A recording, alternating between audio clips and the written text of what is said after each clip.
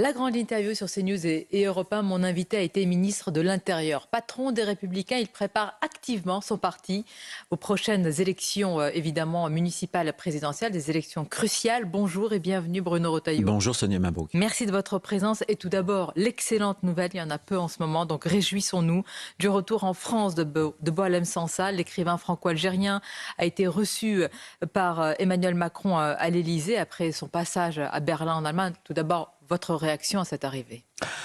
C'est une superbe nouvelle, bien sûr. Vous savez, Boualem Sansal, c'est un exemple, c'est même un modèle, parce qu'il n'est pas né sur notre sol français, mais il s'est reconnu dans notre langue.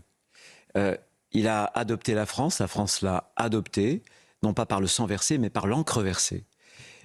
C'est devenu sa patrie, la France, parce que la France a toujours été une grande patrie littéraire.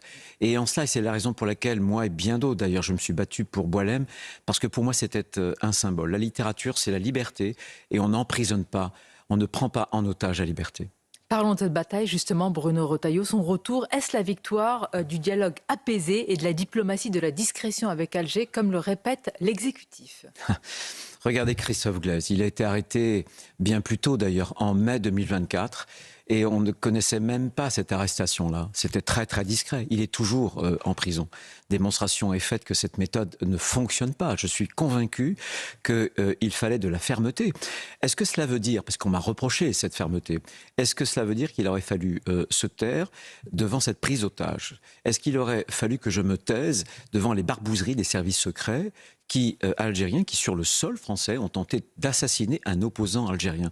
Fallait-il se taire quand l'Algérie, s'opposant à l'accord de 94, refusait de prendre des OQTF qui sont très très dangereux? Fallait-il se taire quand M. Tebboune cultive une haine anti-française? Au nom de quoi il faudrait toujours courber les chines, baisser la tête? Donc le dialogue apaisé est synonyme de soumission selon vous. Le ministre des Affaires étrangères, vous vous en doutez, voit les choses différemment. Il vous tient quelque part pour responsable quand même de ce blocage, de cette crise avec Alger, puisque de son point de vue, la libération prouve l'échec de la méthode forte, évidemment, que vous préconisiez. Je viens de répondre Christophe Glaise. Christophe Glaise, personne n'en parlait. Personne. On nous a caché d'ailleurs finalement cette arrestation. Et il est toujours dans la prison depuis mai 2024. Je pense aujourd'hui à lui, aux siens, à sa famille. Mais ce que comprennent pas tous ces gens qui finalement sont pour une méthode molle, c'est que Alger, le régime, pouvoir, hein. Je ne parle pas du peuple algérien. C'est très différent. Je parle du régime algérien. Eh bien, il se nourrit d'une haine anti-française.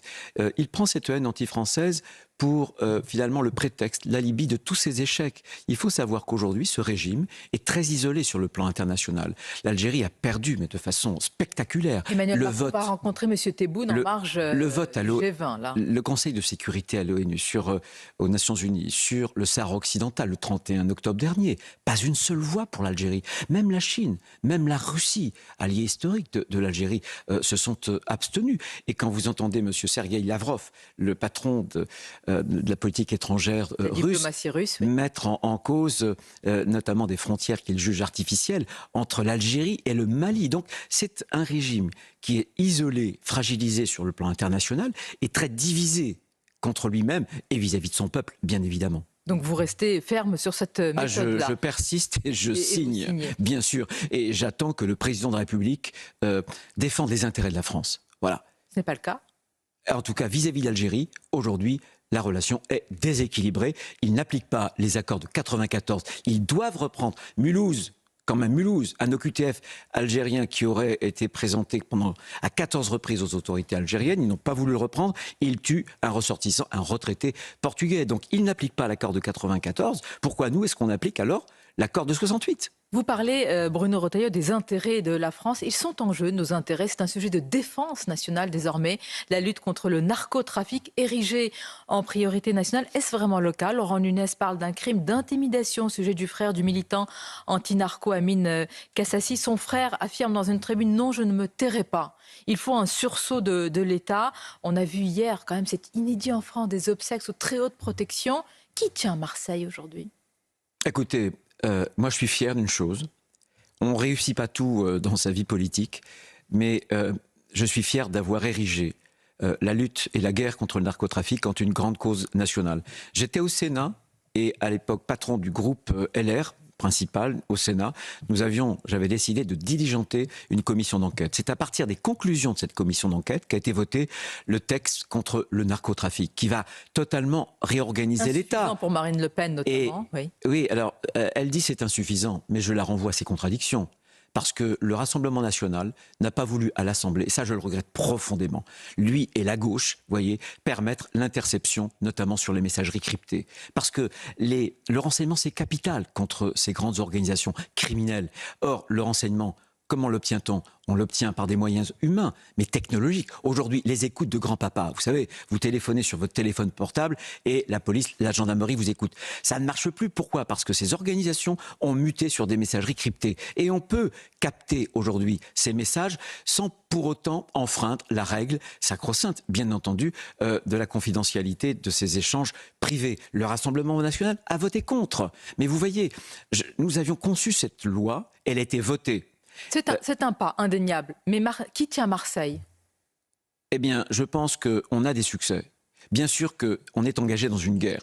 Je vais prendre un exemple, puisque j'avais appelé à l'époque, j'étais ministre de l'Intérieur, mon homologue qui était marocain, mon homologue ministre de l'Intérieur, puisque le patron d'un clan Yoda a été arrêté. Vous savez, au Maroc, Félix Bengui. Et le clan Yoda a été terriblement affaibli. Nous avons aussi affaibli. C'était un peu plus sonore, c'était pas à Marseille, la Black Mandjak Family. Oui. Eh bien, on remporte, regardez, Nancy, il y a quelques heures. Bien sûr, il y a le verre à moitié plein, Bruno Retailleau. Mais pour le reste, pardonnez-moi, quand vous entendez l'alerte d'Amine Kassassikan, vous avez entendu les magistrats marseillais qui avaient tiré l'alarme sur le risque que la France devienne un narco-État. Quelle est la prochaine étape ? Vous avez été au cœur du réacteur. C'est des assassinats ciblés, de magistrats, de policiers. Vous savez que vous avez des magistrats qui, aujourd'hui, sont protégés. Vous savez qu'il y a eu un certain nombre de contrats sur notamment des chefs d'établissements pénitentiaires.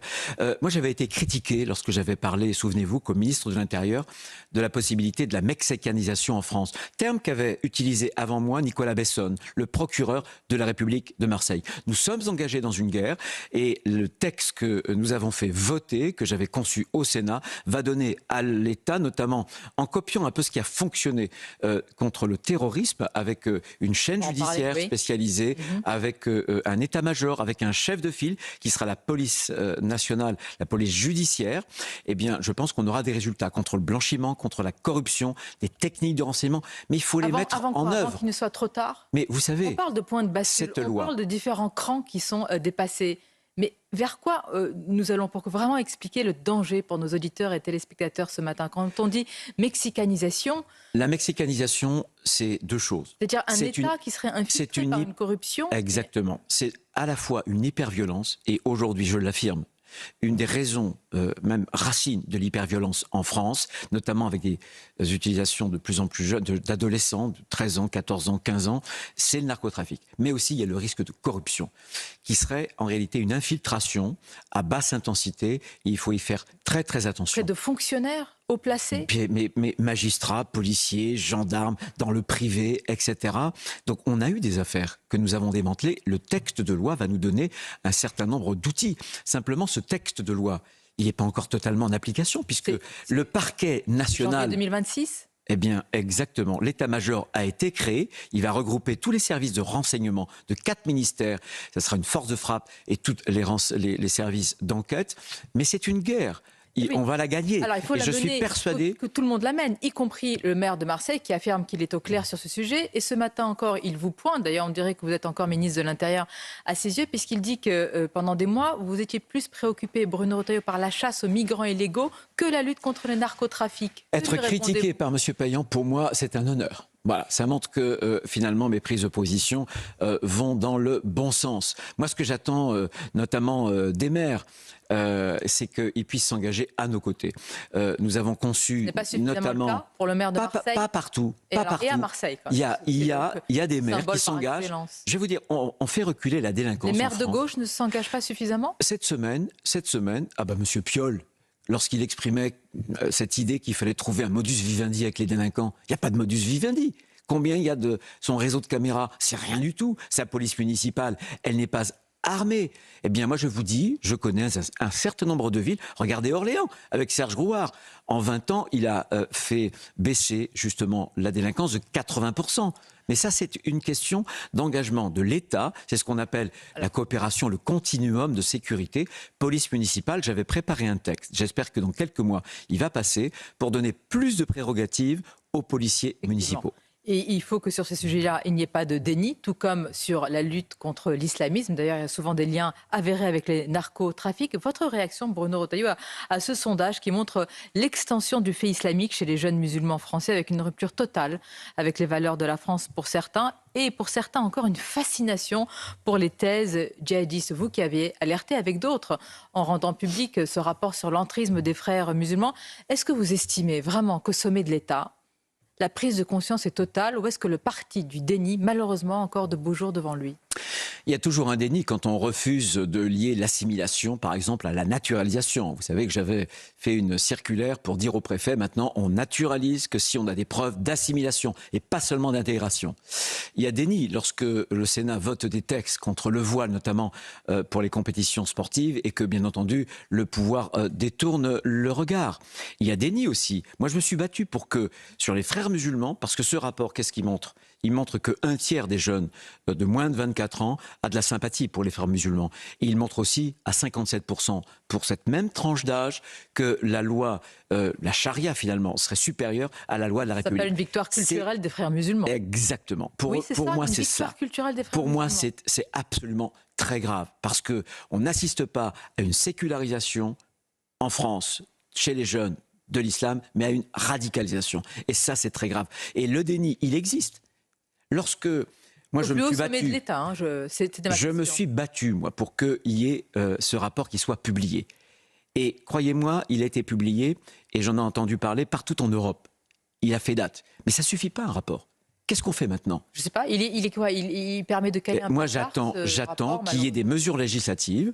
J'en donne quelques exemples, 2 exemples, pour qu'on puisse dissoudre beaucoup plus facilement des organisations fréristes, parce que c'est l'entrisme, c'est un islamisme à bas bruit. Gilles Kepel l'a aussi très bien étudié. Et aujourd'hui, on ne peut dissoudre que s'il y a recours à la violence, incitation à la discrimination. Moi, je propose qu'on dissolve aussi lorsqu'il y a des atteintes à la forme démocratique, laïque de la République. J'entends déjà ceux qui vont vous dire que ne l'avez-vous fait ? Ah ben écoutez, moi j'ai fait des propositions. Voilà, ça, malheureusement, quand on est ministre de l'Intérieur, à vos successeurs, donc, on n'est ni président de la République, ni Premier ministre. Deuxième solution, sur l'entrisme municipal. Dans quelques mois, il y aura des élections municipales. Il y a une menace. Bien, moi je pense que si on faisait passer le premier motif de dissolution dont je viens de parler, je pense que les gens qui seraient convaincus justement de soutenir ce type d'association pourraient être rendus évidemment par une peine judiciaire inéligible. Alors, municipal, élection, union des droites, à la une du JD News, il vous interpelle, Bruno Retailleau, vous le connaissez bien, c'est le maire d'hiver droite de Béziers, Robert Ménard, que vous soutenez aux prochaines municipales dans sa ville. Il plaide pour l'union des droites et lance qu'il faut arrêter de se haïr entre gens de droite. D'ailleurs, si l'on en croit les sondages, une majorité de vos sympathisants la réclament, cette union, vous la refusez toujours ? Non, non, moi je veux l'union des droites dans les urnes, par les électeurs. Et je le dis à mon ami Robert Ménard, qui est un maire extraordinaire, qui fait d'ailleurs reculer la délinquance à Béziers. Donc on a bien un exemple quand il y a un engagement État et édile, notamment les maires, ça fonctionne. Nous l'avons investi hier comme maire de Béziers. Et je suis sûr avec un candidat RN face à lui. Oui, oui, sans doute même, très certainement avec un candidat RN face à lui. Donc moi ce que je veux dire, c'est que la politique, ce sont des convictions, c'est pas de la tambouille. Je n'ai pas le même logiciel économique que Marine Le Pen. Ces troupes, en quelques jours, ont voté 34 milliards d'impôts. Vous vous rendez compte ? Ce fameux impôt sur la fortune improductive, il va concerner les petits épargnants, le livret A, ceux qui détiennent des comptes pour l'assurance vie. Donc, ils sont socialistes dans leur tête. Jamais l'ombre d'un rapprochement entre LR et RN. Ce que je veux... Oui, dites-moi, continuez. Vous avez aussi un autre parti à droite, Reconquête, et là on peut dire que le programme économique est plus un frère jumeau avec le vôtre. Là encore, pas de rapprochement possible ?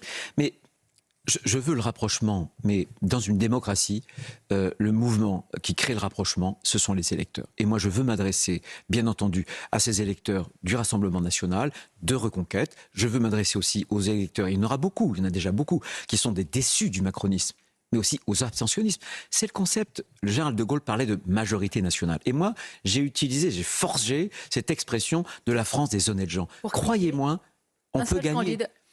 On peut gagner. Malgré les intentions de vote en ce moment dans les sondages. Est-ce que vous savez... Prenez le risque, monsieur Retailleau, ce matin, qu'un candidat LR seul ne risque pas l'effacement et le duel RN-LFI? Sonia Mabrouk, à la même distance de l'élection présidentielle de 2012, où en était François Hollande. Souvenez-vous des chiffres. Il était à 3%.